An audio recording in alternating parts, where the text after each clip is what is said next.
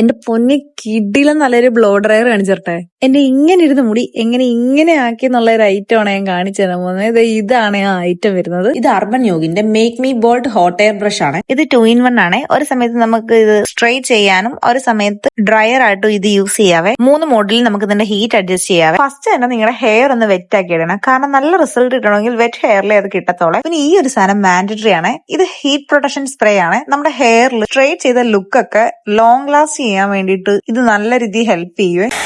ഓണാക്കുമ്പോ ഇങ്ങനെ ഒരു ശബ്ദം കേൾക്കാവേ.